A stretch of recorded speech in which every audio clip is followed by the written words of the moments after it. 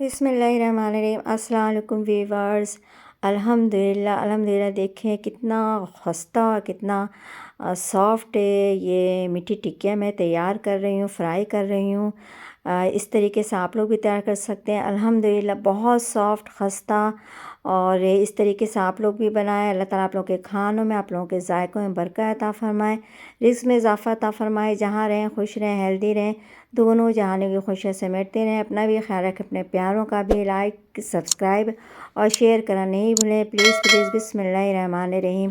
ये 3 कप मैदा मैंने ले लिया है। इसमें आधा कप ये सूजी है, और इसके साथ 2 या 3 टेबल स्पून आप तिल इसको रोस्ट कर लें। 2 टेबल स्पून खोपरा है, और 3 कप मैदा, आधा कप सूजी, और आधा कप से कम ये रोस्ट किया हुआ तिल, और 2 टेबल स्पून खोपरा।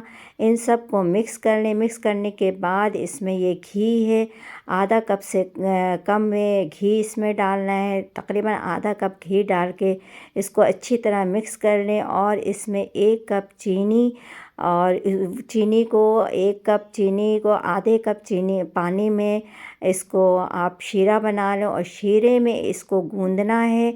चीनी बिल्कुल साबित नहीं डालना है। ये आधा 1 कप चीनी में आधा कप पानी मिला करके इसको बिल्कुल मेल्ट कर लें। और देखें इस तरीके से पानी बिल्कुल नहीं डालें, और बिल्कुल सख्त आप लोगों को गूंदना है, आटे की तरह नहीं गूंदना है। अगर आटे की तरह गूंदेंगे तो खस्ता नहीं बनेगा ये। और ये देखें अल्हम्दुलिल्लाह इस तरीके से आप लोग हाथ से दबा के, मैं हमेशा हाथ से बनाती हूँ, कभी कोई फ्रेम, कभी कोई सांचा मैंने इस्तेमाल नहीं किया है, क्योंकि इसका अपना एक लुक, अपना एक टेस्ट होता है, और क्योंकि खस्ता होता है। मुझे ये साइडों से भी देखें, मैं इसको बराबर नहीं करूँगी, क्योंकि इस तरीके से ये जो खस्ता होता है बहुत ज़बरदस्त है। इस तरीके से आप लोग भी करके देखें। अल्हम्दुलिल्लाह ये सारा मैंने तैयार कर लिया। 3 कप मैदे में देखें कितना ढेर सारे मैंने मीठी टिक्कियाँ तैयार कर लिया है।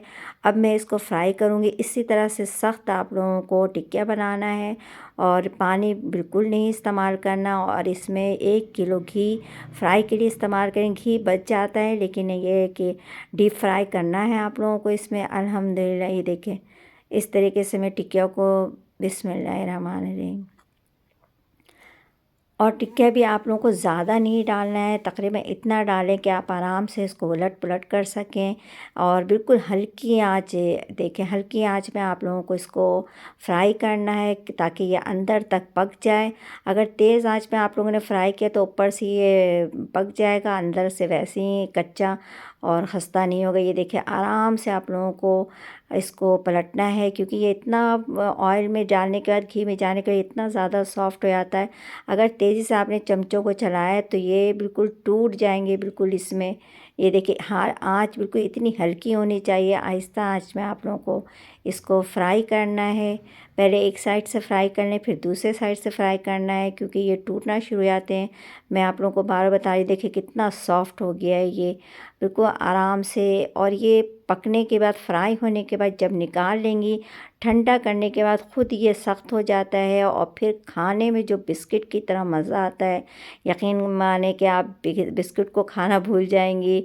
और इस आसान रेसिपी से इसको इस तरह से ट्राई करेंगी तो आप लोगों को बहुत अच्छा, ये डिफरेंट लगेगा, क्योंकि ये हार्ड नहीं होता। इसमें पानी बिल्कुल भी इस्तेमाल नहीं करते। जितना ज़्यादा पानी इस्तेमाल करेंगी ये खस्ता नहीं होगा पानी, क्योंकि खुश करने में, फ्राई करने में भी टाइम लगता है। और ये देखिए अल्हम्दुलिल्लाह इस तरीके से आप लोग मीठी टिक्कियाँ, बिस्किट टिक्कियाँ कह लें इसको, बहुत ज़बरदस्त ये हमारे घर में इस तरीके से बहुत पसंद किया जाता है। ये बिल्कुल यूनिक तरीका है, बग़ैर पानी के आप इसमें टिक्कियाँ बनाएं। किसी फ्रेम से, किसी से सांचे से काटना नहीं है, आप लोगों को हाथ से टिक्कियाँ बनाना है। और देखिए अल्हम्दुलिल्लाह ये दिख रही निशान, ये उसके फटने के, क्रैश होने के, ये बहुत खस्ता है, यकीन करें बहुत बिस्किट की तरह खस्ता है ये। अल्हम्दुलिल्लाह अल्हम्दुलिल्लाह ये बिल्कुल तैयार हो गया है। इतनी ढेर सारे 3 कप मैदे से आप इतने ढेर सारे मीठी टिक्कियाँ बना सकते हैं।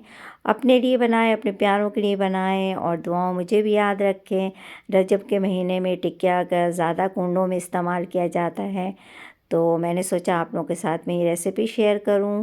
और इस तरीके से आप लोग भी बनाएं, अपने लिए, अपने प्यारों के लिए बनाएं और साथ साथ दुआ मुझे भी याद रखें कि इससे ज़्यादा अच्छी अच्छी रेसिपीज़ मैं आप लोगों के साथ शेयर करूं। दुआओं में याद रखें। अल्लाह हाफिज़।